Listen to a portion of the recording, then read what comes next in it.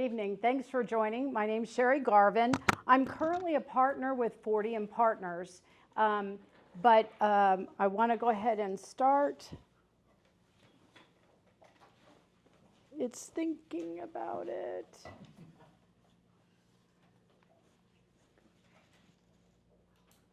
There we go. Yay. So I am currently a partner with Fortium Partners.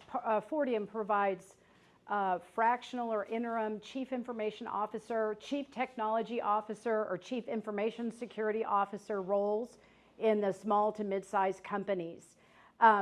Formerly, I spent a little over 3 decades with the Federal Reserve Bank of Dallas. My last role there was chief information officer and senior VP over law enforcement. So this disclaimer basically says I'm not here to sell you Fortium services, and this doesn't constitute consultative services on behalf of Fortium. I am a member of the North Texas Crime Commission, and that is a nonprofit that anyone can join that supports law enforcement, and there is a subgroup under that North Texas Crime Commission called the Cybercrime Group, and that's one of the ways I stay up to date on cybercrime related issues. These are my opinions and my learnings from both my personal experience, and I'll use some family members in my experiences that I talk about that have actually happened, but also with clients, and of course I'm not going to mention my clients. I will say that some of my comments, I'm going to stick mostly to what the world is like for an individual. Things are a little different at companies, as you can imagine. So here's what I am going to talk about. I am going to talk about looking for ways to protect your identity and your information, to improve your overall security awareness, and to secure your devices and your home networks. What I'm not going to do is talk about every single threat vector that exists out there, because there are many. I will try and talk about the key ones that would most likely be targeted at you as an individual. I am not going to pretend that I can help you erase any threats at all. I wish I could say that, but unfortunately what we tell even most of our clients is it's not if, it's when. But there are some things you can do to protect yourself that will make your recovery so much better. And then I am not going to talk about specific solutions, because we could be here all day talking about solutions and operating systems. I'll refer to some of those things, but we're not going to be able to cover all of them. I will be curious to hear if there are certain topics you want to hear more about in a future, and I think Steve would like to hear that as well. So there's so many reasons why we use the internet. I put down on this slide some assumptions I made about some of the reasons you probably use the internet. I think for most of us, I mean, these days it's, you're communicating with everybody via email. Is there anybody here who doesn't manage their bank accounts or pay bills on the internet? Yeah, so I think most of us do. Social media is another thing that we use. Sometimes we're just using our browser to do research on something. I use for travel routes when I'm trying to map out. I mean, there's so many reasons why we're connected. So it's really hard not to be connected. So this quote at the top of this slide is because as our kids were getting older and they'd been hopefully taught in some wise decision making, we still had to let them go on their own and say, have fun, but make good choices. And so all I'm suggesting here is that we do the same. So one of the things that there is a standard called the National Institute of Standard and Technology, and there's a cybersecurity standard that we use as a really strong foundation. And it starts with identify, which means you need to know where your stuff is. In other words, think about where you have data. Do you have it just on the device? Do you have it stored in the cloud? Do you have it someplace else? So really getting familiar with your file managers and understanding where your information is and how you need to protect it. I'll talk about some ways to protect it, but first of all, you need to think about where is your information, and that takes some time. Sometimes when you do a download, you're not 100% sure where that went. So spend some time getting to know your file manager and understanding where something might be in the cloud. And there's some symbols that'll help you with that. But spending some time thinking about where is your information, and frankly, it's just like your paper files. Delete what you don't need. And so you need to really think about where it is.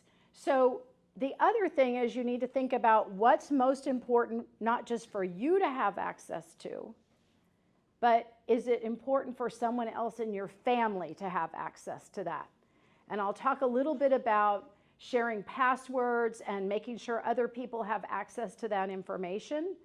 But you need to think about where other people might need to have access to that, or do they have access to that? So think about those things that are important for you to hang on to. Maybe it's your wills, maybe it's some other financial data. And sometimes if you have a financial planner, they may likely have a cloud, and it's a secure app for you to put those things and store those things for you. I would say take advantage of that whenever you can. So the other thing you need to think about when you think about the overall security is, what devices do you have that are accessing the internet?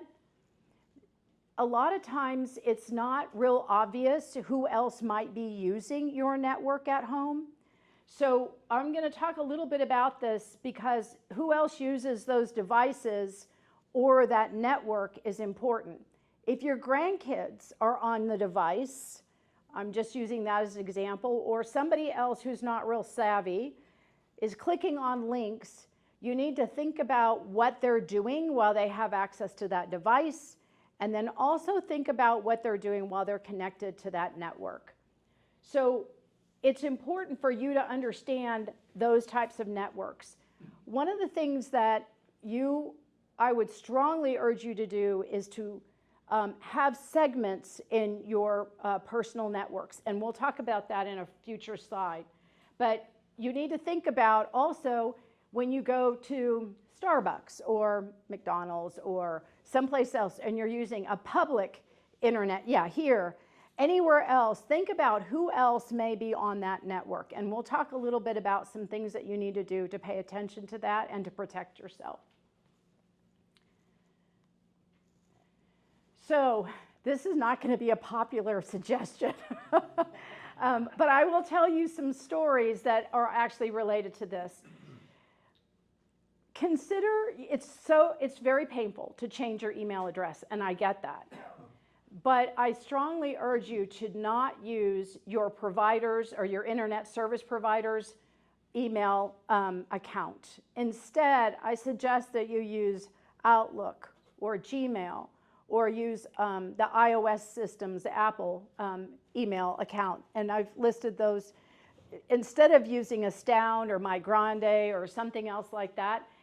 And I will tell you a story, and part of this is, kind of the caveat is it's a family member of mine who was also in real estate. But for literally probably close to 18 months, her internet service provider was telling her, we are no longer going to be providing email for you. You need to find another provider. She didn't do it. And we kept telling her, one day, email just didn't work for her. Well, that's a problem if you're a realtor. So I recommend for a couple of reasons. One is because ISPs get bought. You may have multiple providers available to you. I'm not saying you shouldn't use it at all. All I'm saying is that as your primary email address, I suggest that you use one of these other providers that's not tied to the ISP, to the internet service provider. The other thing is using a strong password and multi-factor authentication where possible. And we're going to talk about passwords and multi-factor authentication in another slide, so I'll go deeper on that. And also, I'm going to talk with you a little bit about learn to recognize spoofing and phishing. One caveat, and I've had this conversation, one of my clients was a multinational company. They had a manufacturing plant based in the UK and a client in Italy. And this client in Italy was so furious because he was sure that we had a security issue. And at the end of the day, the problem was even though there were major disclaimers that said, we will never ask you via email to change our bank account information, that Italian vendor chose to do that. And he sent a payment not to us. And but the problem is you can't spoof, you can't control who spoofs you. And it's very easy to spoof someone else. So that's where you being vigilant is really important, but you cannot control if somebody spoofs your account. That's very infuriating sometimes. I had a LinkedIn account. I still have a LinkedIn account. A threat actor took a picture of the screen, created a very grainy image of my picture, and then created their own LinkedIn account, and then slightly changed off the URL for my account. And it wasn't until another partner in our partnership recognized that, and I reported it to LinkedIn. But I can't control who spoofs me, right? So that's one of the problems. And unfortunately, they're pretty good at it. I think the bottom line here is don't be click happy. I mean, people get in a hurry. You just want to get through things. You are positive this is real. And I would suggest we're going to do more hovering and less clicking. So whenever you get, one of the handouts I provided for you has a few, there's some questions to ask on it, especially if the request is urgent. It doesn't seem, it might be relevant, but you're not 100% sure. And did I really expect this email from this person? So there's lots of questions you can ask yourself, and we'll show in a minute. At the end of the presentation, we'll flip over and show you a couple of examples of where you hover over a couple of places to really confirm before you click anything. We're going to do a lot of hovering. So, passwords. I know, again, not very popular, but don't reuse your passwords. One of the treasury accounts that one of my clients had was with Citibank, and I thought they gave their clients some pretty interesting advice. Now, this might be a little outdated because they may actually, it's from 2018, so it may be a little outdated. They may actually be able to do it faster. But the threat actor, if your password is password, threat actor can get that in a second. If your password is password 2017 or 2024, the threat actor can hack that in 3 minutes. But if you change your password to be a strong password, and it's in capital A underscore capital S, TR, an capital O, NG, a lowercase p, an @ SS, capital W, capital O, RD, it would take the threat actor, according to this thing from 33 years to crack that one. And it's all because you threw in, you made it longer, you threw in special characters, you threw in letters and numbers and capital numbers, capital letters. And so it makes a huge difference.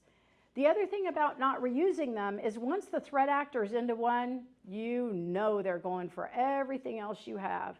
Maybe it's your dog's name, 1, 2, 3, but on this one it's 1, 2, 3, 4, and on that one it's just it's gonna go quick. Let's just put it that way. So the frustrating thing is you're like, holy smokes, how am I gonna remember all these? If they're complex and they're long, this is really frustrating. Well, we're going to talk about what I suggest that you use, and I know everybody's like, another app, don't do it, but there's a couple of good reasons why we might use them, and one is that you can actually generate a complex password using these password apps, and I'll talk about that in a second. But if you do suspect that somebody may have gotten your account, I don't care if it's on social media. We use LinkedIn a lot, and I was on LinkedIn and I was looking at something and it said I was in 2 places, and I know the geolocators are not always exact, so it might have been fine, but I didn't like the geolocator address. It wasn't where I thought I was right then. I changed my password just because I was uncomfortable, because the geolocator that LinkedIn had told me I think you're logged in, and I don't remember where I was, but it wasn't exactly in the city I thought I was in. So if you suspect it, change it. Yes, sir. You didn't say anything about don't remember or save for later on the login screen. Yeah, yeah. Is it safe to use the Safari save? You know, if you're in the Apple world? Yeah, so there's a lot of folks that do use the Safari. What I'm not 100% sure about is whether or not they're encrypted in that safe. So it's probably better than putting them on a sticky note, but I'm just not 100% sure. I have to be honest with you whether or not it's encrypted. The password apps I'm going to talk about, I know it's encrypted. So that's the only thing I'm not 100% sure about. I would have to do more research to find that out. Most of my clients in the business world are not using browsers like Safari anyway. It's not the safest browser, but I use it on my phone too, so I completely understand. Yeah. So why use a password management tool? And you're probably like, I don't want to get another app. Don't make me do it. But you can store your account and your password information in an encrypted vault, and you can put it on, we have a family one, and we can put it on every device that we have, that we can get to it. You can use your face to open it if you like, if you have that enabled on your smartphone. You can use a master key. So I couldn't tell you my password for the, I don't know, Steve has more passwords than my husband Steve has more passwords than anybody I know, but I couldn't tell you what my passwords are because they're all in the vault. All I need to know is that master password. And I also sometimes on my phone will use my face. It doesn't work on my computer, but it works on my phone. And it can generate complex passwords for me. Sometimes I'm really good about going, oh, I have a phrase, and it's easy for me to change the E's to a 3 and the zeros to, the O's to a zeros, or, use the number 4 or an 8 for something or whatever. Sometimes I'm not feeling really creative, and so generating a complex password, it'll do for me, and then save it in the password vault. The cool thing is, my husband and I can share, because we use the same one, the passwords and the account information. So I may normally pay a bill, or Steve may normally pay a bill. I set it up for that bill. He can still get to it to pay for the bill. The even better part is that our kids have our master password to our vault. And I've been here before. I've been here with my mom. Fortunately, my mom was a very organized person, and she had a lovely address book where she wrote all her passwords. The challenge was towards the end of her life, her handwriting wasn't so good. So I had a really lovely time trying to figure out what those passwords were. But, and I appreciate that. But my point is, our kids, if something happens, either we're not available or we're incapacitated, easily our kids could take over and help do what needs to be done on our behalf. And that, to me, is one of the biggest things. The other thing, I don't use it as much as Steve does, but you'll be entering your login ID on a site, and the little icon for your password your password vault will show up, and it says, do you want to cut and paste from your password vault into that login screen? And you can do that. So it's a long password with lots of different things going on. I can cut and paste from that password vault into that screen. Yes, sir. I believe 1Password was hacked. It was LastPass Okay. that was hacked. And I took LastPass off there. It hasn't been that long, probably 6 months. One of my clients was looking at different versions to roll out to their finance group because they wanted everyone in the finance area to use Keeper is what they settled on. The pricing is different depending upon if you're doing an individual or you're doing a family. And some might have a 2-month or a 14-day freebie or something like that. But yeah, LastPass was hacked. Since then, they're still showing up as a good product. Sometimes when a company is hacked, they actually get better because of the hack.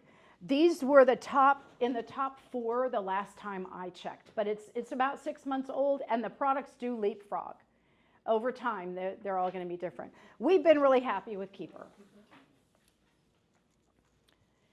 And we secure all types of operating systems. It doesn't have to be one type of operating system. So, what's multi-factor authentication? You'll also hear two-factor authentication. But basically it boils down to it's something I have, my password, and something I know. Most of the time these days, what you know is that that application or your bank, this is very common in banks, are going to send you a one-time code. So you know your password, you have to enter that, and then they say, and I'm going to send you a one-time code, and you have to enter that. That's multi-factor authentication. Choose that whenever you can. I know it's a pain in the butt. You have to have your phone with you, but do it. Now, there's two different ways that you can do it. And I've had this conversation before, even most recently with somebody that's a forensic analyst at the U.S. Secret Service. And I asked him, because I'm frustrated with it, because I see it both in the corporate world, but I also see it in individuals. Most financial institutions, I will say banks, credit card companies, only do texting for a two-factor authentication. You got your password and a text code comes to you. Unfortunately, SMS texting is susceptible to what's is called the man-in-the-middle attack. On rare occasions, what can happen is that you go to let's say your bank emails you, but it's not really your bank, and it says, hey, you need to log onto your account right now, and you click on the link, and what's presented to you looks like your bank, but it's not really your bank. And so you're going to say, oh yeah, send me the code, and the man in the middle is the threat actor who then says, I got the code, and now I'm even going to put a logger application where I can see what you're typing in on your keyboard. It's rare. It's very rare. I wish more went to two-factor where you have an authenticator app. Does anybody have an authenticator app on their phone that like their financial provider may require you to use? Or there's a Microsoft Authenticator. There's Reuters offers one. There's probably about half a dozen different authenticator apps. That's actually the safest way. But very few financial institutions, credit card companies offer it. As long as you at least do that, SMS text, I would say 90% of the time you're going to be fine.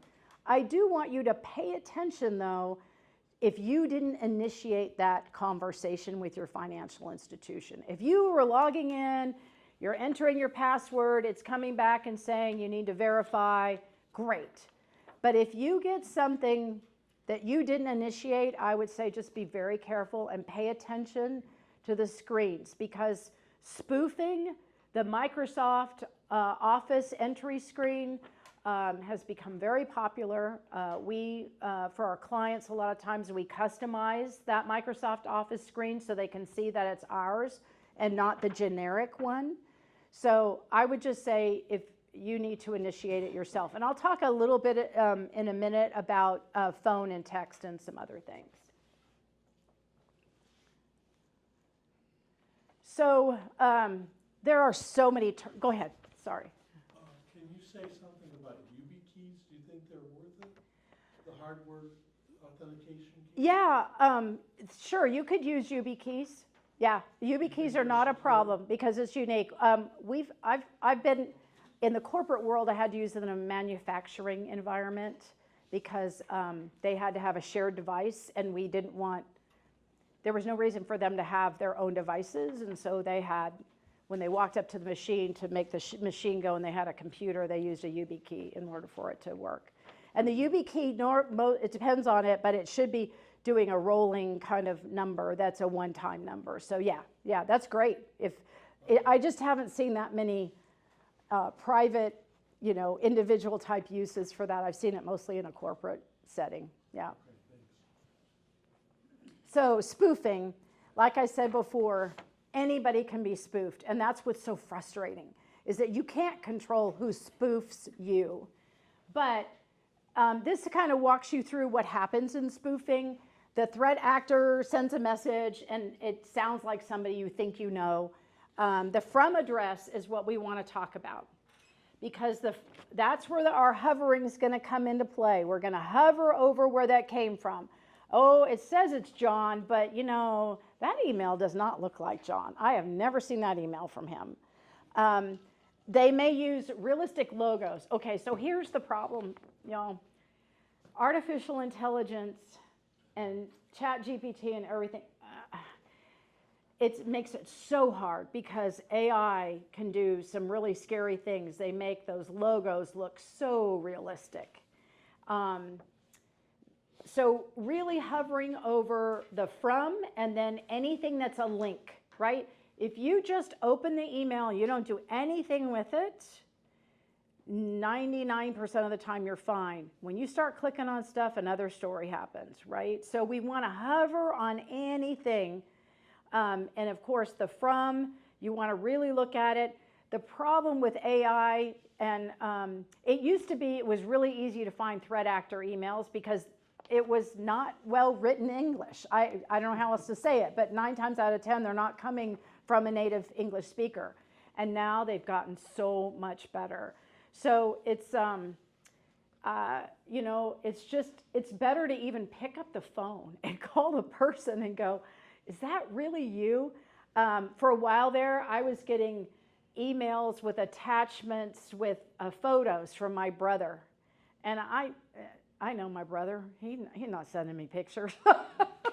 And so some of it, but you could see the email address is not my brother's email. So just, again, be really careful. And the good thing is a lot of the email apps we have today will put that kind of stuff in junk. Not always, but a lot of times it does. And so I would say you need to pay attention to your junk every once in a while. If I just became a new type of volunteer, and so I'm getting emails from a source I didn't normally get, so they went to my junk folder, so I do have to pay attention to them and then hover over to make sure that's what I expect. But a lot of what's in your junk folder is junk, just that, and you want to delete it. Yes, ma'am? Can you do that on your phone? I mean, I do that on my computer with my mouse, but I've not been able to figure out how to hover on my phone. Yeah, you're right. I'm trying to think I don't think I normally do that. I am a big, Steve makes fun of me. I'll sit there at night, swipe backwards, I'm just getting rid of crap. I'm like, I know this is not anything that I need. And a lot of times it archives it, and then I have to put it in the delete folder later, yeah. There's that caret at the end of it, I usually click on, it gives you the full thing. Yeah. There it is, the thing that looks like an arrow. Yes. If you just click on that. On the whole caret, thing. It gives you that address. Yeah. Yeah. Oh, yeah. Are you talking about the address, or are you talking about to put it in the junk folder? Well, I'm talking about looking at it like you would hover. Hover on the address. Oh, yeah. Hover. If you open just that one email, and then you can hover over it. There's like these little 3 dots, and you can open the little 3 dots, and then it should expand the email where it's from. Yes, sir. A lot of challenges I've seen over the years has been the reply to address is wrong. Yes. The from address, they may have spoofed the from address and said Yes. it's from chase.com. Yes. But the reply to address, if you hit reply, they're asking for information. Yes. Then it may be going to some, at yahoo.com. It's going to a site that Right. likely has either ransomware, malware, or it's trying to keylogger. It's trying to put on your device in order to get more So information. it's also on you. important to look at the reply to Yes. address. Yes. Good point. One thing I get confused on is, take for instance, chase.com. They'll send you a good informational email, but in front of the chase.com, it now has some other information like something, and I don't trust it because I don't really know their email address. Yeah, and it's so frustrating because there are some things you can even do to begin to block certain emails if you want to, but the problem is threat actors, but even advertisers, don't always use the same email address to send it from. So yeah, that's a good point, and it's frustrating, and I get they're trying to use things robotic, but I would just, if it's something that's just informational, if you really want to follow up on it, I would not do anything in that email. I would just, you log in separate, or you call them, or whatever. Yeah. Phishing, so you'll hear spear phishing. Spear phishing just means you've been targeted specifically. And a lot of times that's because of your role, or it's because of a certain type of advanced access that you may have. That's pretty rare in the private sector. But there's also whaling. They call it whaling when you hit somebody that's the top dog in the organization, and that person can authorize funds to be sent. So there's all these different terms. But phishing is basically, again, you clicking on a link, taking an action, or responding with information. Just don't. I don't know how else to say it. So I can tell a couple of stories on my mom. So one of them I'll talk about. We're not exactly 100% sure on the ransomware one about how she got it. I think there was a site that she went to that the site may have been compromised. And my mother actually got ransomware. So I'll talk a little bit about that one, and then I'll also talk about sometimes you don't even need an email or a text for a threat actor to start preying on you. So we'll talk about that. So I put this up here because Steve and I were going to do the example here, but I think it'll be a little bit easier logistically to show the examples at the end. I do have this one. I don't know, you probably can't see it way back there, but Steve sent me this because he actually got it. It's from some dude at hotmail.com, and the USPS package has arrived at the warehouse. Look at those. And yeah. So, what's interesting is one of, on the cybercrime committee that I'm part of, I didn't really know, but the U.S. Postmaster has a whole division around scams. And so this really drives them crazy. And they have really you may have even gotten an email from the U.S. Post Office. They are trying to educate people because this has been eating their lunch. And they've been trying to really delve into and identify the threat actors that are initiating those campaigns. So it's the U.S. Postal Service has an entire division that's all about how to avoid this type of fraud. So, and we'll show about hovering in a little bit. So should you notify somebody if you're receiving that? So the challenge is you could show your post office. I'm not sure. I'll talk a little bit. There is a way if you're actually compromised, and we can talk about that in a minute. There's a way to report on IC3, which is an FBI site. But they also encourage you to contact your law enforcement, your local law enforcement. The problem is some of these are probably so prevalent. You may be caller number 1500, but it wouldn't hurt for you to show the post office or to report that to the post office. And I am not 100% sure if there's not something on the U.S. Postal Service site where you may be able to report that. What I would do is just print it out, put it in an envelope, and just address it to the postmaster. And they don't require a stamp or anything. I had an issue I thought was something shipping to me. Yeah. And I was all messed up in the head. I was wonky. And so I sent one out, and the next couple of days said, no, I was wonky. And they go to the postmaster. And that way you're not spending a lot of time. That's a good trying to idea. figure out. That's a And good they'll idea. get it, take it right Yeah. to the postmaster. That's safer than trying to reply to anything or go onto the site. I just cannot recall if they actually have something on their site to Probably report. do. Yeah. That's where it is. And we'll go through an email example again. So again, at the end of the day, the main thing is a lot of times threat actors are going to prey on urgency. So nothing's that important. I got news for you. Even in companies, they have had to make sure. I spent a lot of my time on security awareness campaigns, and we phished our employees. That's like what we do, to train them. But at the end of the day, nothing is that urgent. And so I would really stop, take your time, and think about that. We're going to hover over the from email address. Good point about also hovering over the reply to. I don't always see the reply to. Sometimes it's buried down in the bottom, but you can certainly look at that. But really think about that type of request. The problem is they will spoof your friends and family. So if you're like, I'm not sure this is them, call them, text them, say, is this really you? I'm getting this email from you. And then social media is something that we're going to talk a little bit about because social media, I'm sorry, is just a breeding ground. And that's unfortunate. It really is hard. But really pay attention to, you shouldn't really get an attachment. I just got 2 emails right before we came here. I can show you in a little bit. It's like, what? So the attachments will look lovely. They'll look just like the real thing. And so will the logos and the graphics and everything. So I'm going to talk a little bit about phone calls. And both Steve's mom and my mom had experiences with, a friend of mine said there's a special place in hell for people who do this.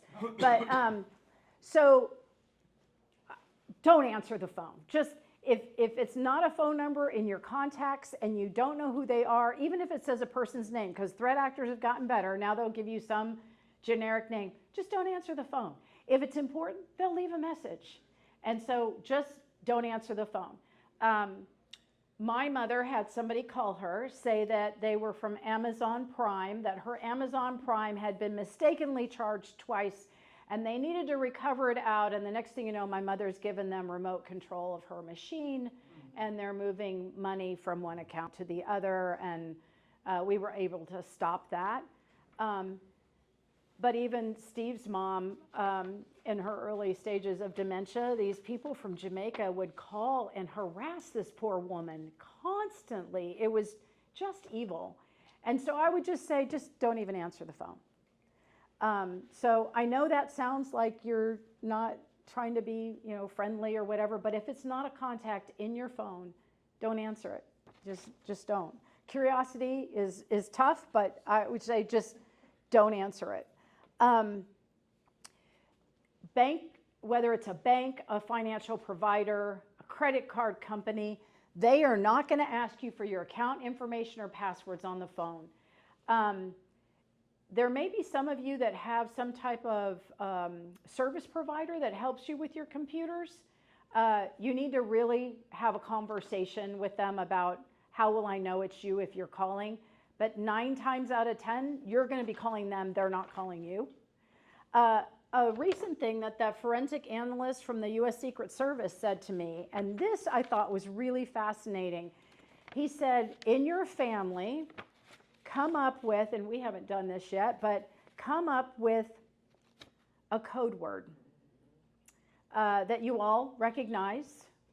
May not be written anywhere, but it's a code word that in your family knows that if, and this happened to my mother, it's your grandson calling and he's been in an accident and he needs money urgently, and my son was in the military, so this was a little bit awkward. And fortunately my mom kept asking questions and knew when the threat actor said, well, no, I don't want to tell my mom, she knew my son well enough to go, oh, that's not how that rolls in this family. He would definitely tell his mom. So, but it was a good suggestion, I thought, that he had, that in your family, you have a special password. And so if somebody in your family is really under duress, that password may or may not be something that you decide to use, and when to use it. Do we use it when everything's okay, or do we use it when everything's not okay? But I thought that was really good advice. He came up with a password that his family would use to say, I don't know who this is on the other end of the phone. They may say they're the Denton police or whatever else.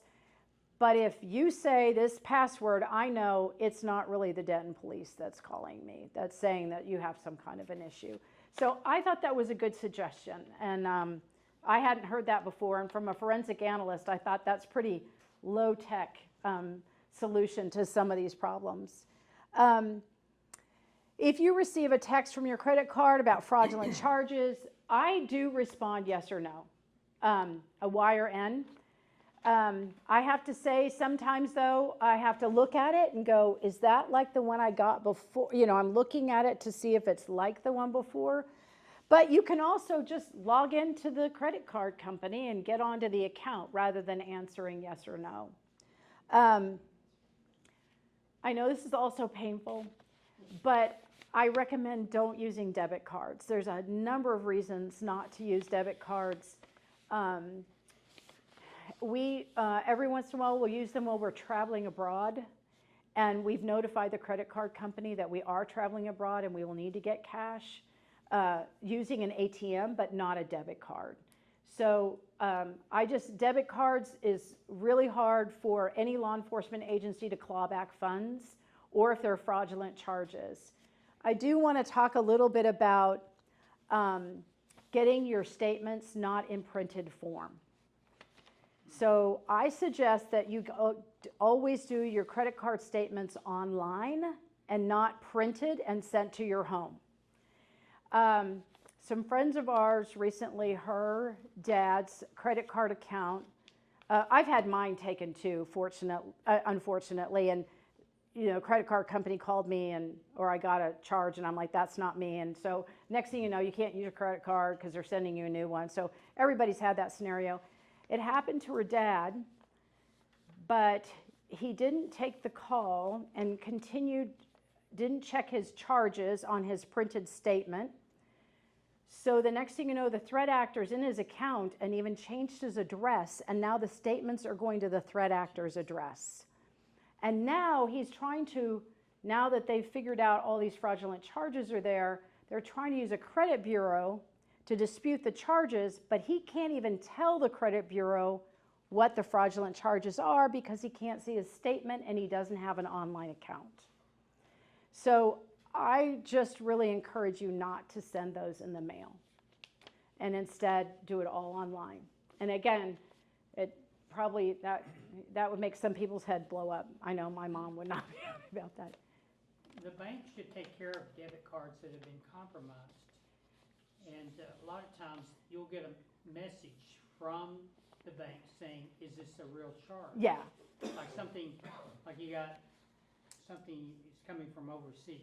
yeah. You see. The problem is it may just be the store down the street and you're 3 charges in before you can figure it out, and they may or may not. I used to have to verify credit cards back in the day, and usually they'll cover the first $50 or $100, and then after that, somebody's taking out your max limit and they're off. They've got it, and you can't get it back. Where you can dispute credit card charges. I dispute debit cards all the time, and I've never had a problem. Well, you might probably have a better bank than I do. Well, then. Yeah, I think one of the challenges in this topic about credit card and debit cards is there are sites now where venues you go to that won't accept the credit card, they don't accept cash, they don't accept debit cards. Because there's no fee for debit card, the fee's a lot different than it is for credit cards. Yes, it To is. the vendor itself or the provider. That's a good point. Yeah. So it's getting to be where debit cards, some places only accept debit cards nowadays. Yeah, and that's too bad. Zelle is actually a really, it's free for most banks, and it's one of the most secure payment that you can make when you're making it just to another person. What about Venmo? That's used Venmo, extensively. I do use Venmo, but I generally use it for low amounts with friends that don't necessarily, we're not setting up Zelle. Apple Pay is one of the most secure. Yeah. Venmo, there's no Yeah. recovery methodology for Venmo. Yeah, So if I'm buying something, they say, send me $500, and I miskey a number, and it goes to Sherry instead, yeah, she doesn't have to give it back. yeah. That's the same with Zelle though, right? I mean, I think they tell you. Zelle, you can report it to your bank, yeah. But they do give you all kinds of disclaimers. They say, Yeah, send it to the wrong person. yeah. There's been negative communication about Zelle over the past couple of years. There has not been. being secure.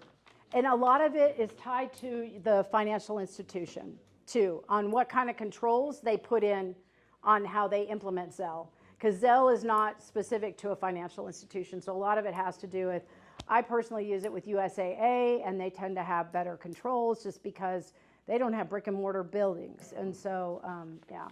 How about PayPal? PayPal is kind of like Venmo in some regards. It's hard to get something back. They own Venmo, don't they? Pardon me? Doesn't PayPal own Venmo? Yeah, there's been some merging there. Yes, you're correct. Yeah. It's just, you can tie it to a credit card, and instead of to a debit card or a bank account if you want to.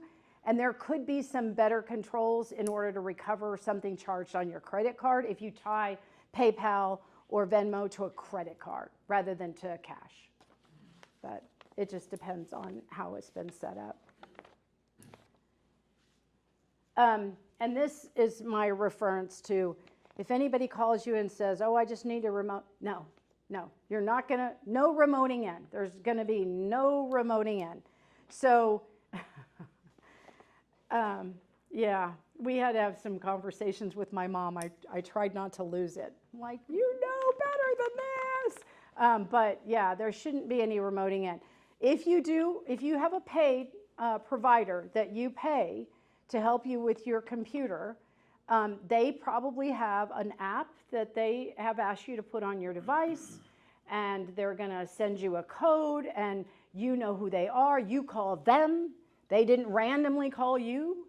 And so that's a different story. Not a lot of people have that kind of support, but if you do, you need to have that conversation with them because it should only be initiated from you, and it should be a very specific mechanism, and you should be able to see that person log out of remoting into your device before you end the session. So this is just about what I mentioned earlier about statements. I would double check everything that you have. I found some things for my business that I had not changed the address on. And so just make sure that the physical and email addresses on those accounts are up to date. And then think about what would somebody need. If you can't get to those things, what would somebody else need to be able to get to? And that's the other reason why those password vaults I mentioned, sorry, it's such a push for those, but you can put all kinds of things in that password vault. You can put a picture of your driver's license. You can put a picture of your passport, and it's all encrypted. And so there's some good reasons to keep some of that in a password management tool. And then think about who else do you want to share that information with or have that in case you need to share it. I have a question, maybe it's something you'll cover in a few minutes. Have you talked about not sending driver's license numbers, social security numbers, personal information by email? Yeah, no, that's a great 'Cause point. the email, if the statement was from years ago and I used to support it, they are emails in the clear between the servers. They are. It's only encrypted between the web server and the email You server are, itself. you are correct. And I'm going to talk about virtual Okay. private networks in just a second. Okay, Yep. thank you. Yep. Did you have another question? I'll catch you later. Okay. But if I don't cover what you're talking about, let me know. Okay. So DocuSign, and I have an example Steve just got. DocuSign, I felt for them, man. They're the most popular electronic signature app out there. And oh, the threat actors got really good. They looked so real on DocuSign. So you can't really tell. You need to really pay attention if it's sourced. And if you're not 100% sure, like I didn't talk to my financial planner or my investment banker or whoever, I'm kind of surprised I'm getting this. Call somebody. DocuSign is one of the worst spoofed. Although the one example Steve just sent me, DocuSign is not D0C, it's DOC. So, you know, they haven't quite got it right. But anyhow, I just really think about go to the delivery website. That's the example. John said he gets thousands of those from USPS or FedEx or UPS. So at Christmas time, it's an all-time worst. When I would do my monthly phishing campaigns against employees, we always use delivery services because that's the ones that come and they look very real. And so, but I would instead go to the site and type in the number there rather than clicking on the link. Social media. So unfortunately, it's a trolling ground for threat actors. They use that information they find on social media to crack your password, but they're also going to use it to do other things. So think about whatever you post on social media before you put it out there. Working for the Fed for over 30 years, even though I was I didn't even use any social media. So when I first joined 40M Partners, I'm like, oh, I guess I actually have to use social media now. And it's just because, it's just paranoid. When my son was in the military, social media was the only way I got to see pictures of him that his friends would post. But I still had to be really careful because, how many of you don't know somebody who said, my account's been hacked and somebody else has gotten, it happens all the time. So I would just say, just be really careful about what's out there. I personally would not put pictures of children on there.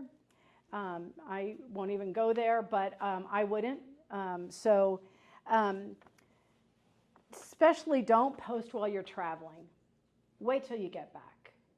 And then if you can enable multi-factor authentication where you get a separate PIN in order to log into that site, do that. And that's another protection. Connection requests, you want to be really careful about any kind of connection requests, especially if it sounds like somebody in your family. You may just text that person in your family. If it's a good friend, you probably have their phone number. You can text them and go, hey, did you send me a friend request? I'll give you one. This is a bit old. Here's your one-way ticket to Russia. Yeah. Trust us, we'll Yeah. take care of you on the other end. So I'm over in Russia, call home.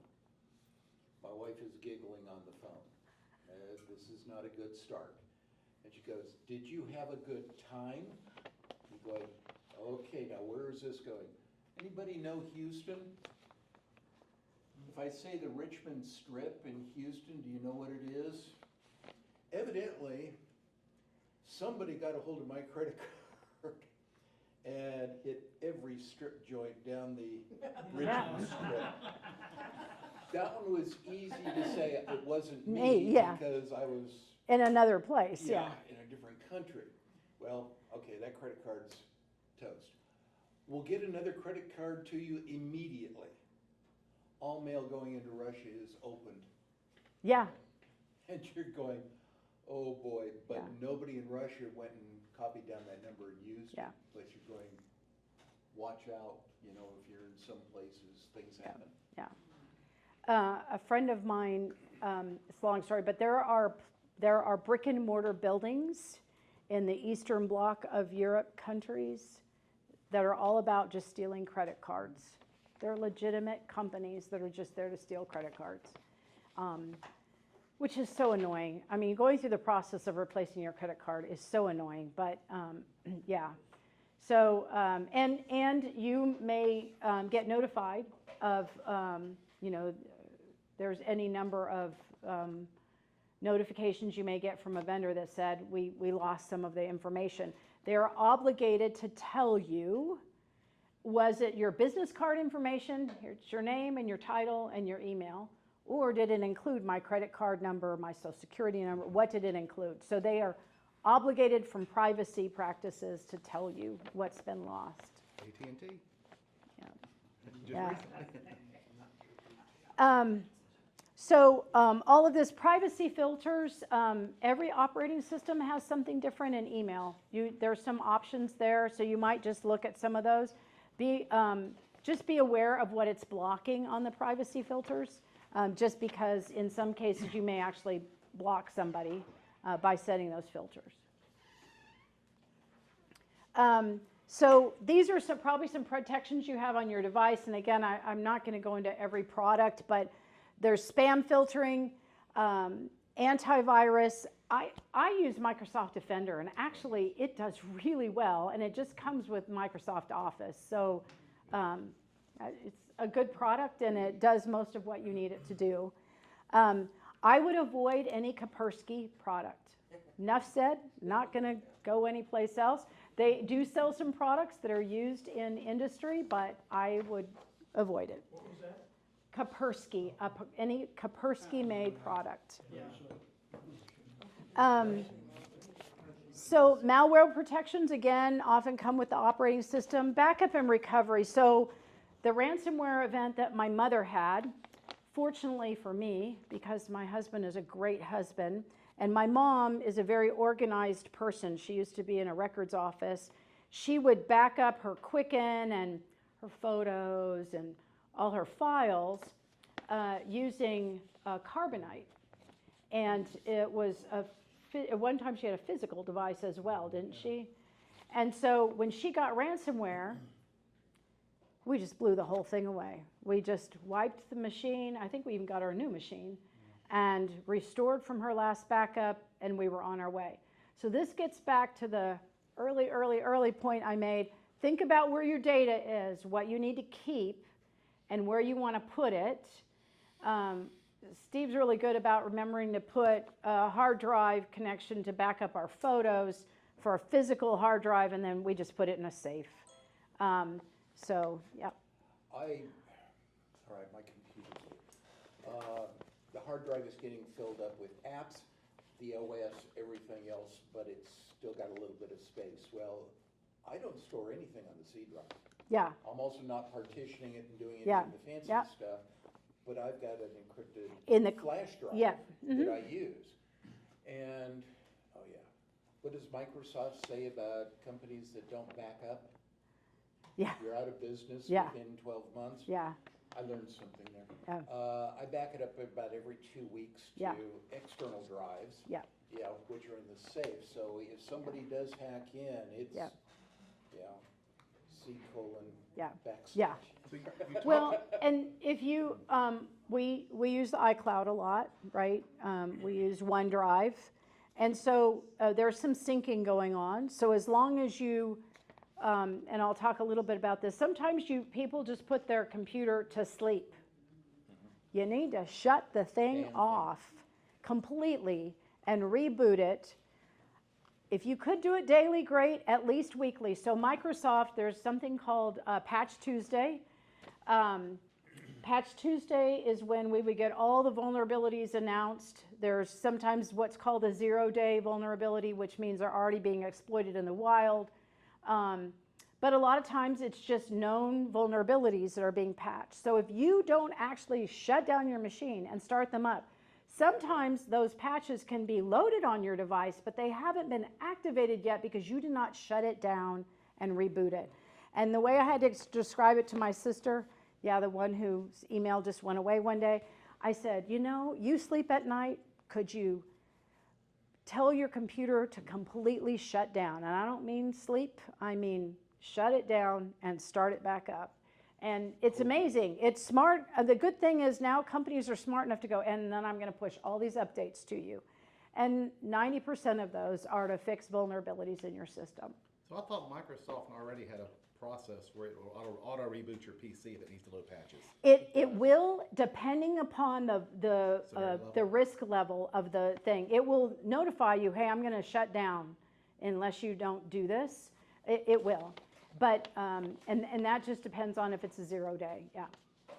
Can you talk about the Apple environment? How's that different from Microsoft? Yeah, so Steve is a better Apple person than I am, so that is good to know if you want that. But it's the same thing. When you get updates on your phone, operating system updates, push them.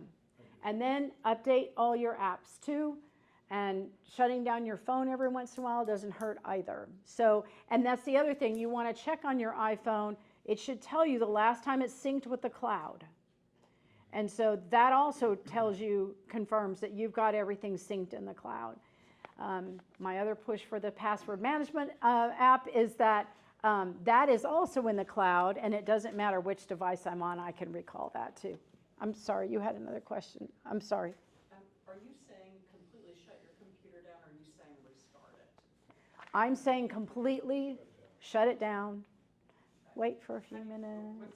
What's the benefit of restarting it? So when you restart, some of the patches may have been pushed and are sitting waiting on your device, and until you shut it down and start it back up, it won't actually apply the patch. But you're suggesting actually shutting it completely down how many times a week? At least weekly. I would do it at least weekly. And I'm you- gonna disagree with you a little bit. I used to be in IT infrastructure support. I used to manage the organization that supported the PCs. Yeah, Shutting down PCs over and over will eventually cause hardware failures. Especially on HP devices, Dell devices. yeah. So sometimes the older your PC gets, Uh, I don't maybe- recommend shutting them down every day. that could be. Once a week, I agree with you. Yeah, but I think weekly should probably be okay, because the patches usually only come out weekly anyway. But I would just completely sign out and then completely shut down. Yeah, I'm sorry. I missed- I checked about the Mac OS and the keychain on Apple devices, and they are encrypted. Okay, yeah, so that keychain may be fine then if it's I do have encrypted. another question for you on the Microsoft Cloud that we're using. What'd you call it? I forget the name. OneDrive? OneDrive. Can the malware affect OneDrive? It can. The good thing is, What I mean by malware, I'm thinking about ransomware. I'm sorry, ransomware.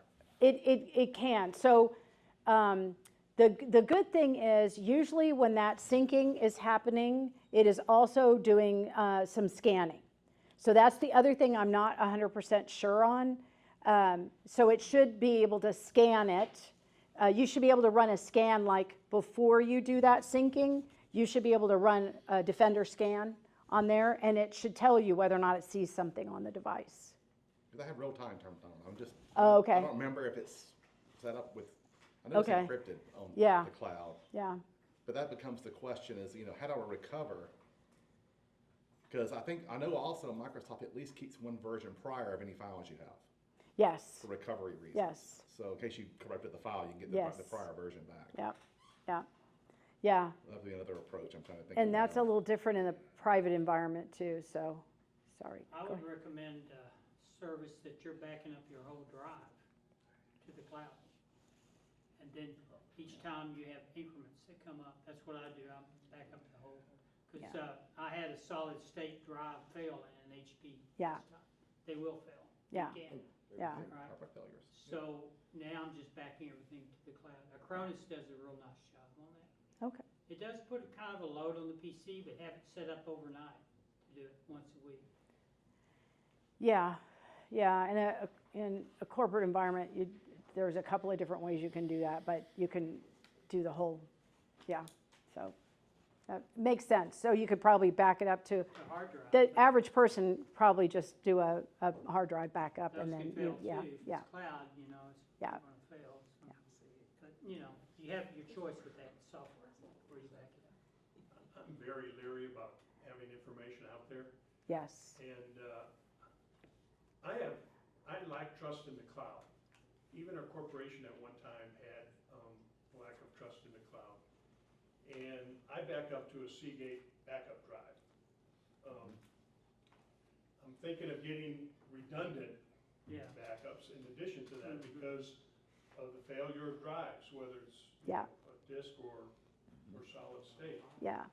Are those good ways to back up a backup drive? Sure, if you Seagate can do backup drive? a physical, yeah, if you can do that I physical mean, it's backup. automatic, they have Yeah. their own software and it just Yeah. updates as you work on it.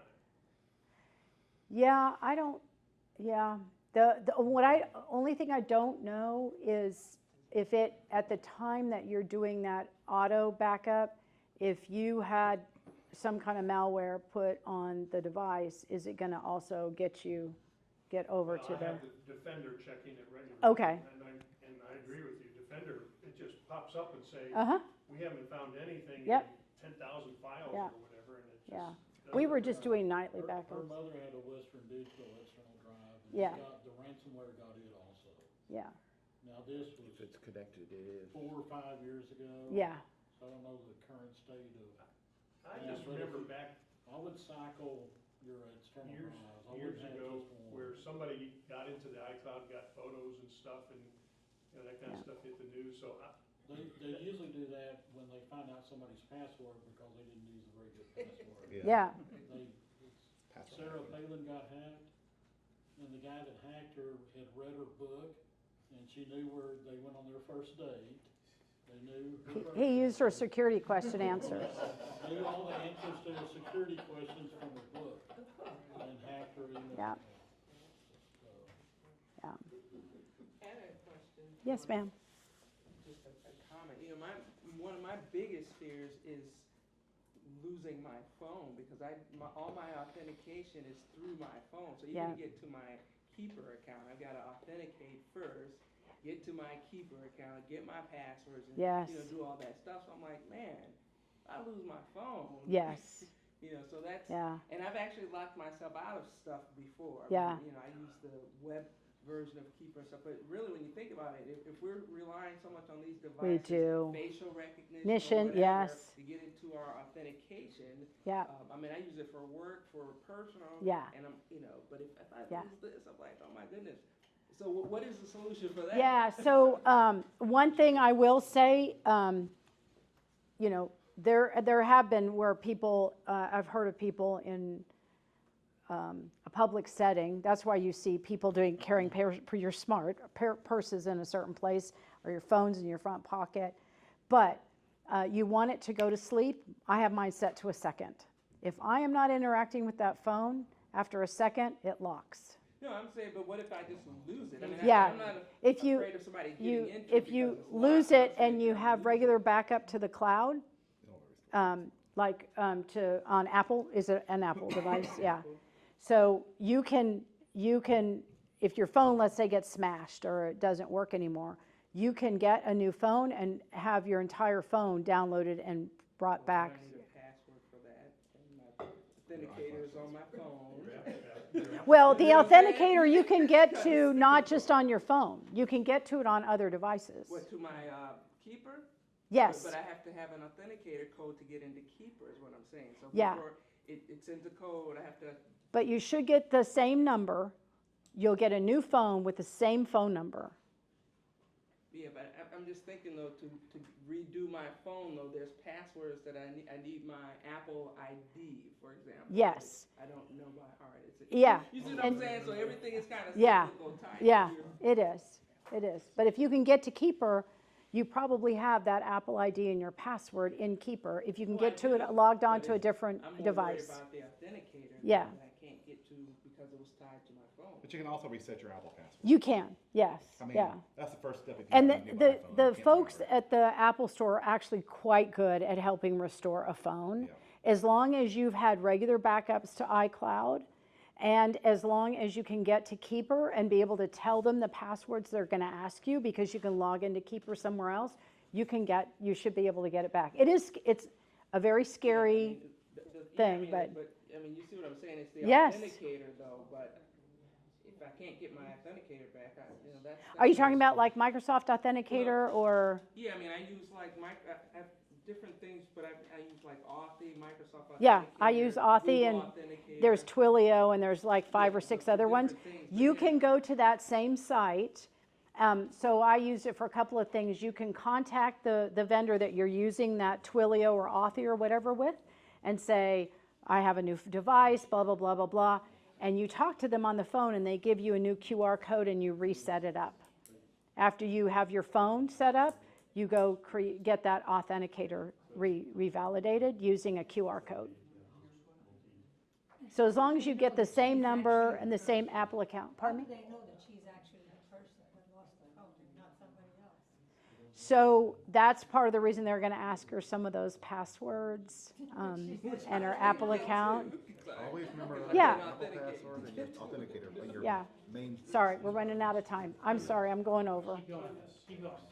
So this is just, I thought this was a helpful diagram about everything your device knows about you. It's kind of to your point, right? So use at least a 6-digit password and facial recognition if available. I find that really helpful, but you want protections when the phone is out of sight or someone can watch over your shoulder. So shoulder surfing and somebody sees what your code is a thing now. So be really careful about who sees you entering your code. I do the device to lock after a minute. Some people think that's too quick, but that's my suggestion. And when you set up, this is something my husband Steve probably we could spend a whole session on Apple settings and restoration. But I don't listen for Siri. Now there's 2 reasons for that. My husband's hell is all he says is, "Hey Sherry," and his phone responds to Sherry. I know, and his phone responds. I wish I had $1 for every Zoom call I was on where somebody said, "Hi Sherry, good to see you," and their phone goes off. So, but I don't listen for Siri. But I would default your applications not to allow access to your camera, your sound recognition, or your voice. You can enable that, and it will prompt you to do that in the cases where you actually need it. And I put daily to weekly, but you're probably right, weekly probably would be fine to shut down a device. I haven't had a problem with a device, but The older they get. I it's have a when you nerd problem. husband, so our devices don't get that old, so. It's when they get older that they Yeah. have the problems. Yeah. That's the real challenge. And then just make sure you do the updates and the patching. That's what I would say. Don't let it, don't let that linger. Don't pay attention to those. At home, and we're running out of time, but there's default passwords that come on your routers and switches. Change them. Make them really long. My son had a TV with a password that went on for days. It's a scientific statement of, went on for like 48 characters. Store your network passwords in your password management application because they're going to be long and they're going to be complicated. You need to use subnetworks. So at least 2 of these, if not all 3, you want your main one that you do conduct business, your financial, your credit cards, your whatever. It might just be the primary people in your home. You want a guest network for your guests or grandkids who do scary things, surfing on the internet. And that's, so the top one's kind of like an internal intercom just between you and the primary people living in your home. The second one is like a phone number you might share with friends and family, but it's a separate subnet. And then third, and we do have this at our home, we have a third, which is, we call it it's an IoT, Internet of Things. So these days, everything's connected to the network. My refrigerator and my stove and my oven started gobbling at me this last Thanksgiving for the first time. I'm like, what is that noise? It's my oven. So that's kind of how the robots talk to each other. So I would do that separate. While you are in a public place, you are communicating in the clear. It is not encrypted. So I use a virtual private network when I go to a hotel, when I go to a restaurant, coffee shop, any place that I am not on a network, that I am not, the network I'm on, I cannot be assured that it is encrypted. And so, again, another app for you to buy, but the family plan is actually not too bad for some of these VPNs. The frustrating thing to me, I'll be real transparent with you, is that some of my credit card company and financial institutions I work with won't work when I have my VPN on, and it frustrates me. Part of it's because supposedly they are taking over the encryption on their own, and that's why it doesn't work with my VPN. So I've got a little bit in here about just paying attention. You guys have talked a lot about some great ideas about making sure you know what's in your files, where your files are. Just like they're in a drawer, you want to clean them out from time to time. Completely deleting something and making sure it's not anywhere on your computer or in the cloud is the best bet if it's something you know you don't need. And the physical backup is probably a wise thing to use, especially if you have concerns about backing up to the cloud. And this is to your point, don't put personally identifiable information. This includes what's called healthcare information as well. You don't want to email that, credit cards, that type of thing. At most of the time, and when you're working with an investment banker or a financial planner or whatever, they have a vault, and you're putting that stuff in the vault. You're not sending it to them. I call them on the phone to give them my credit card number over the phone. But if nothing else, password protect the file. You can come up with most Microsoft formats. You can password protect the file. And then you have to put the password for the file in your password management tool because I'll forget it if I don't write it down. Okay, sorry I ran a little bit over. I don't know if there's other questions. Yes, sir.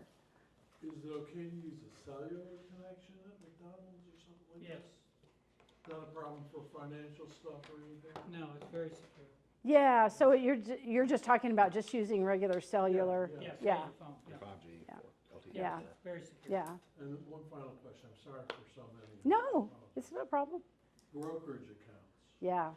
what's the best way to, I mean, two-factor authentication, long passwords, is that it? Is that all you can do? Two-factor authentication, long passwords, and then the other thing is make sure all your information on there is correct. And don't ever, unless you've already had a conversation or initiated something with them and you're expecting something from them, don't assume that what was sent came from them.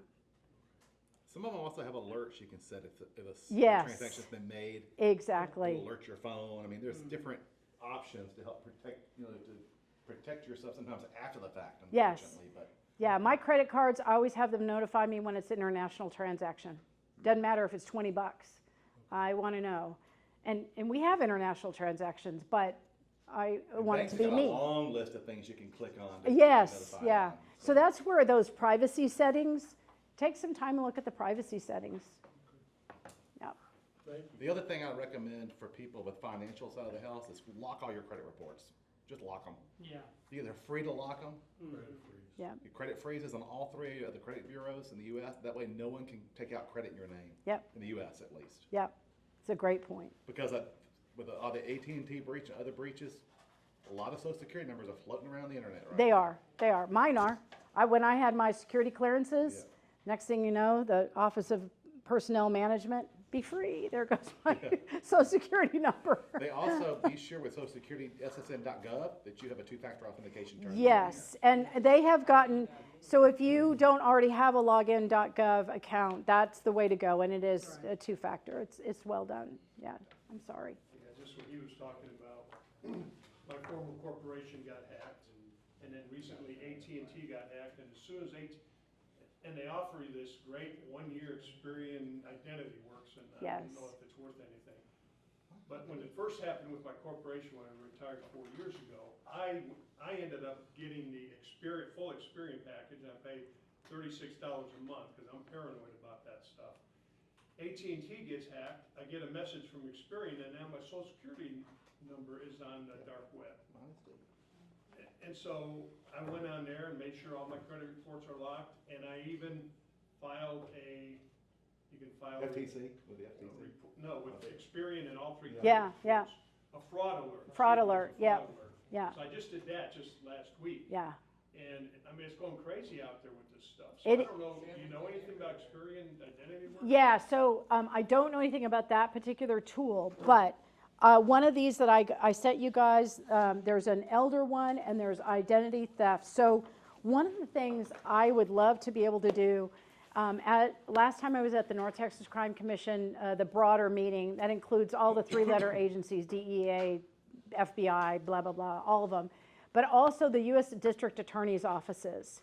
And I thought originally that Robeson was in the northern district of the U.S. District Attorney, but we're in the eastern.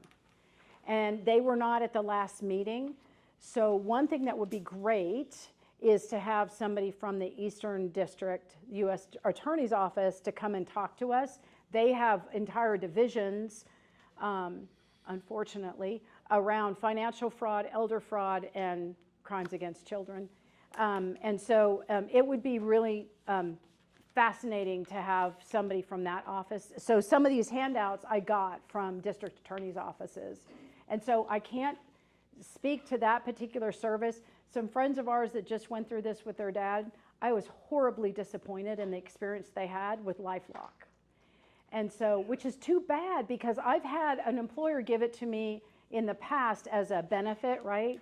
And they had a horrible experience because her dad didn't get statements, so LifeLock wouldn't help him because he couldn't say these are the fraudulent charges because the threat actor was sending the statements to the threat actor. So, and he didn't have an online account, so they couldn't see what charges were fraudulent. So they kind of did one of those. And then I can't remember which of the three credit bureaus did the same thing to him. And I was just horribly disappointed.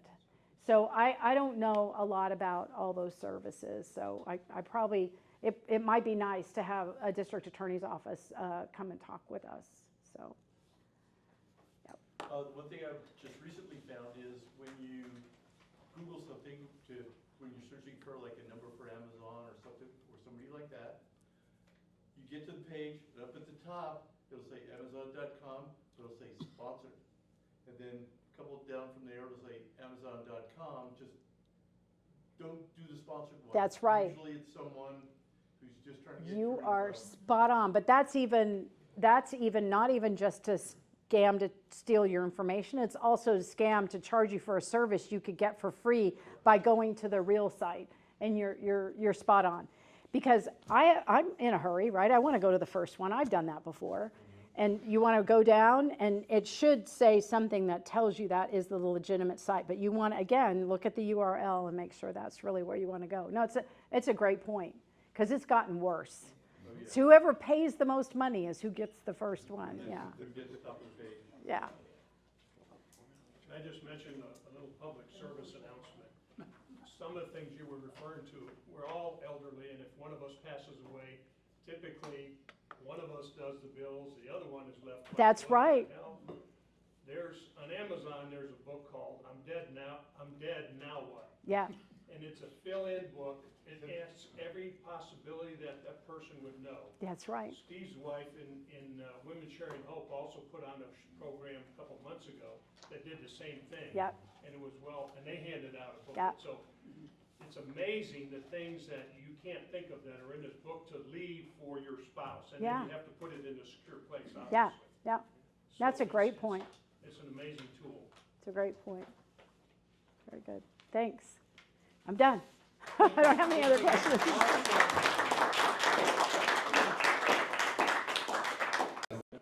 Thanks for coming.